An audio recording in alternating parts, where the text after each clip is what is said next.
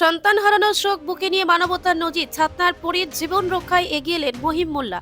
নিজের 7 বছরের শিশু সন্তানকে হারানোর অসীম যন্ত্রণা বুকে নিয়ে মানবতার এক অনন্য দৃষ্টান্ত স্থাপন করলেন সিমলাপালের বাসিন্দা মহিম মোল্লা ওরফে রাজেশ।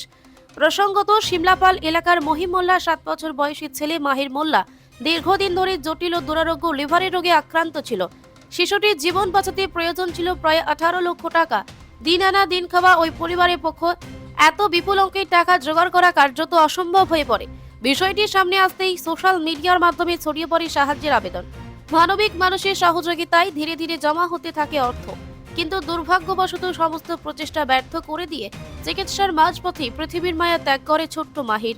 অন্যদিকে বাঁকুড়া জেলার ছাতনা ব্লকের জমাদারপাড়া বড়কালী মেলা এলাকার বাসিন্দা মাপ্পি রজকের 2য় শ্রেণীতে পড়ুয়া কন্যা পরিমিতা দাস ওরফে পরি গুরুতর কিডনি রোগে আক্রান্ত।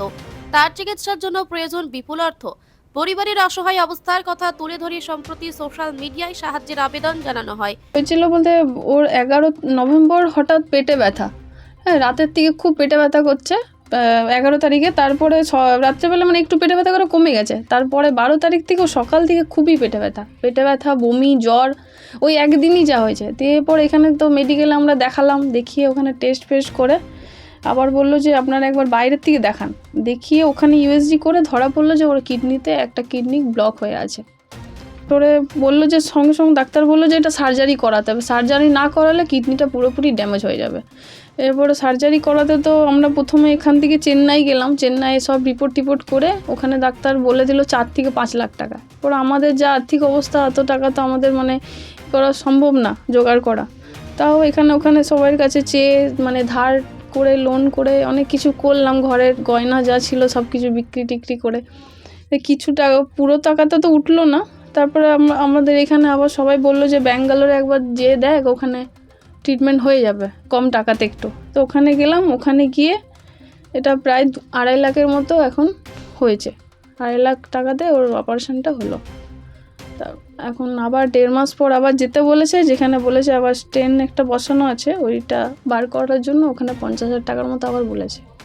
মানে এটা কি, আমার মুখে হয়তো ভাষা নেই কিছু বলার, যে আমার মেয়েটাকে দিয়ে সাহায্য করছে, এটাই আমার কাছে অনেক। কি বলবো এটাতে।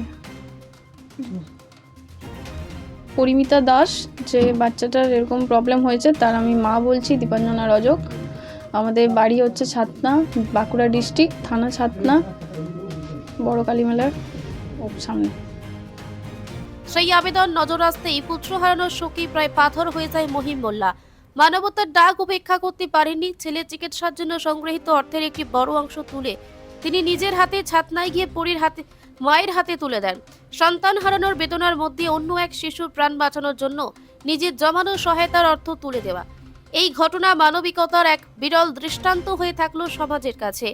মানুষের পাশে মানুষ, এই বার্তাই যেন আবারও নতুন করে প্রতিষ্ঠিত করলেন মহিম মোল্লা ওরফে রাজেশ। বাঁকুড়ার ছাতনা থেকে নরিমান মল্লিকের রিপোর্ট, পিস নিউজ বাংলা। বাচ্চাটার খুবই অবস্থা খারাপ এবং ফ্যামিলি খুবই গরিব। মানে আমরা কিছু কালেকশন করেছিলাম আমার ছেলের জন্য, মাহির মোল্লা, কিন্তু দুর্ভাগ্যবশত মানে এই দুনিয়ায় আর নেই। তাহলে সেই টাকাটা কি করব, আমরা ভাবছিলাম যে এরকম যার মানে এরকম হয়েছে, গরিব ফ্যামিলি কোথায় যা আছে দেখে শুনে এরকমটা যাতে আর কারোর সাথে না হয়, সেইটার চেষ্টা আমরা করছি আর কি। তাই এসে দেখলাম যে বাচ্চাটা সত্যিই খুবই অসুবিধা, ফ্যামিলিও প্রচুর গরিব। তারপর আমরা নিজেদের স্বার্থ মতো 50,000 টাকা ওখান থেকে দিলাম, যা কালেকশন করেছিলাম আমরা।